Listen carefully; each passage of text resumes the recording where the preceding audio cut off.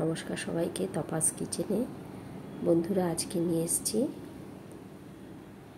Afghani egg কারি। এটা pulao, fried rice, যে কোনো পরোটার সঙ্গে, প্লেন রুটির সঙ্গেও ভীষণ ভালো লাগে। চলুন তাহলে দেখে নিই কী করে করলাম। তার জন্য আমি কিছু ডিম নিয়ে নিয়েছি, সেটা সিদ্ধ করে নিয়েছি। সিদ্ধটা আমি আর দেখালাম না। এবার মিক্সির জারে নিয়ে নিচ্ছি একটা পেঁয়াজ, 4-5 কোয়া রসুন অল্প একটু সিদ্ধ করে নিয়েছি।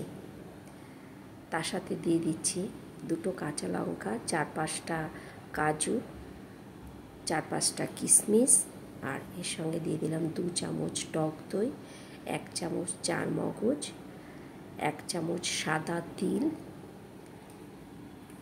আর দিয়ে দিচ্ছি এর মধ্যে পেঁয়াজটা যে সিদ্ধ করেছি সেই জলটা দিয়ে দিলাম, আর কিছু পোস্ত। ভালো করে মিক্সির জারে এটাকে মিহি একটা পেস্ট তৈরি করে নিলাম। এবার আরেকটা ছোট বাটিতে একটু গরম জল নিয়ে নিচ্ছি। এর মধ্যে কোকোনাট পাউডারটাকে মিশিয়ে নিয়ে কোকোনাট মিল্ক তৈরি করে নিলাম। একটা পাত্রে রিফাইন্ড অয়েল নিয়ে নিলাম 3 চামচ। আগে ডিমগুলোকে ভেজে নিচ্ছি হালকা ব্রাউন করে। অল্প একটু লবণ দিয়ে দিলাম।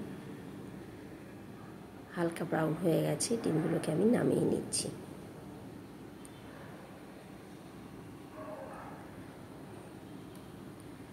এবার এই তেলে 2টো তেজপাতাকে চিড়ে দিয়ে দিলাম,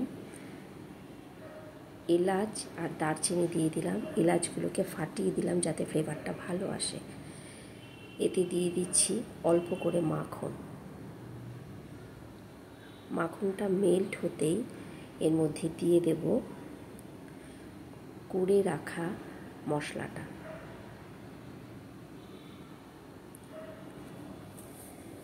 ভালো করে নেড়ে চেড়ে অল্প একটু মিক্সি ধোয়া জল দিয়ে দিলাম। এবার এর মধ্যে দিয়ে দিচ্ছি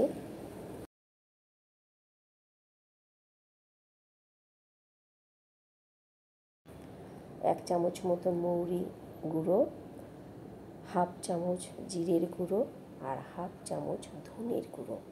সমস্ত দিয়ে ভালো করে মিশিয়ে নিলাম। মশলাটা ভালো করে তেল ছেড়ে দিয়েছে, দেখুন মশলা ভাজা হয়ে গেছে সুন্দরভাবে। এবার এর মধ্যে দিয়ে দিলাম কোকোনাট মিল্ক, আর পরিমাণ মতো গ্রেভিতে লবণ দিয়ে দিলাম। গ্রেভিটা ভালো করে ফুটিয়ে নেব ভেজে রাখা ডিমগুলো ছেড়ে দিয়ে। মিনিট 2 ফুটিয়ে নিলেই তৈরি হয়ে যাবে আফগানি এগ কারি। মিনিট 2 ফুটিয়ে নিয়েছি। এবার নামানোর আগে অল্প করে কিশমিশ, গোটা কিশমিশ দিয়ে দিলাম, গরম মশলা আর ঘি দিয়ে নামিয়ে নিলাম। হয়ে গেল সুন্দর আফগানি কোরমা। একবার এভাবে করে দেখুন, দারুণ টেস্ট হয়।